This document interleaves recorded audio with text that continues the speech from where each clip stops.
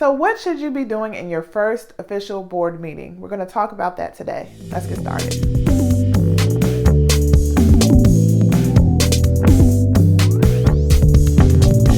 Hey everybody, this is Tiffany with Boss on a Budget. I help new and small nonprofits get up and running. If you need help, visit me at www.bossonabudget.com and subscribe to this channel because I drop a video every week. Okay, so your first official board meeting as a nonprofit. What should you cover? What should you talk about? First thing I'll say is that as a board, you should be meeting anyway. So what I'm talking about today is your official board meeting that has official minutes and is the documentation or the start of the documentation that you would need to submit to the IRS if they ever have questions about your board. Okay, so this is your first official meeting, but this doesn't mean you shouldn't be meeting as a board to get ready for this process. So what should you be doing beforehand? You all should be meeting to figure out what the purpose of the nonprofit is, to help hash out a name, to figure out what your vision is, to figure out what your mission is. You got to get all that stuff down because when you start filling out paperwork, you're going to have to list your mission. You're going to have to list the purposes of the organization. So you need to have that all together, okay? The other thing is you want to start having meetings with your board as soon as possible so everyone feels like they have a sense of ownership of the process. You don't want to set up this dynamic where everyone feels like it's your organization because you came to them with an idea and they're like, okay, we'll support you. And so they're always going to feel like they're the background. They're never going to take an active role. You don't want to set up that dynamic. I'm going to be real with y'all right now. I know as a nonprofit founder that you are very protective about your idea and you don't think anybody else can do it justice. But what I am saying to you is that if you decide that a nonprofit is right for you, you gotta let go of that control because legally, it really does not belong to you. Legally, the assets, the money, the ideas created in the nonprofit or from the nonprofit are not legally yours. So you got to be careful about how you approach this. So you absolutely should be using your board to help you formulate a formal vision and a mission. You can come to them with an idea of a vision and a mission. And honestly, you should already have some of that already written down because people need to have some kind of idea as to whether or not this is good for them. Like they want to go along with you, whether or not they are invested in this kind of work. So you need to have something formulated for them to get that, for them to get on board. But in the context of planning meetings together, you can nail down your actual vision statement. You can actually refine it and make sure you have it together and tight before you go to the state and before you go to the IRS. So I said all of that to say you're going to be having planning meetings before you get to this point. You need to be thinking about who's going to be the board officials, who's going to be the chairperson, who's going to be the treasurer and the secretary, because you're going to have to handle that in your first board meeting. You're also going to have to start pulling together your bylaws and coming up with ideas of what to put in your bylaws and also establish structure that will go into your bylaws, like what are your committees? How are you going to structure your board? How are you going to operate? You need to have those discussions beforehand because in the official meeting, you're going to be voting some of this stuff in. So you should have done your pre-work, your research before you get to this official meeting. Okay, so I'm just going to talk about what you need to discuss and what you need to handle in this first meeting. And so I'm not going to talk about how to run the meeting. There are other videos on YouTube about that. I don't want to get into that. I'm just going to be talking about the topics and the things and the actions you need to move on in that first meeting.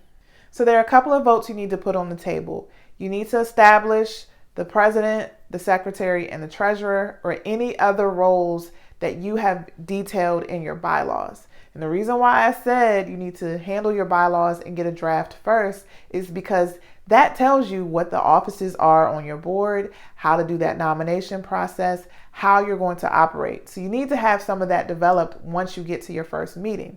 So you're going to have to vote on who your officers are. You're going to have to vote in your bylaws as the official record, the official legal document that governs how you operate. You're going to have to vote on moving forward with incorporating your organization. So you need to have an official vote and an official record that shows that you are going to move forward with establishing the nonprofit. You also want to vote in and establish the mission of your organization, the purpose of your organization. You don't necessarily have to vote in your vision or anything like that. That's more for strategy, but you should vote in your mission because it relates to the purposes of your organization, and that needs to go in your articles of incorporation when you establish yourself. So you should vote that in so that everyone is in agreement about what the mission and the purposes of the organization is. And another reason why this is so critical is because your IRS judges you by your mission. So when you start sending in financial information and financial disclosures to the IRS, they're going to judge the work that you're doing and how you're making money by whether or not it aligns with your mission. You just need to make sure that your mission accurately reflects the work that you're going to do so that there are no issues with the IRS. Other things you want to think about is establishing your principal office, because you need to indicate what that is on your articles of incorporation. You're going to have to establish a resident agent. So you need to establish and vote on who that person will be. So all the main actions that you need to do in order to get your business in order in terms of the paperwork, you need to vote on in this meeting.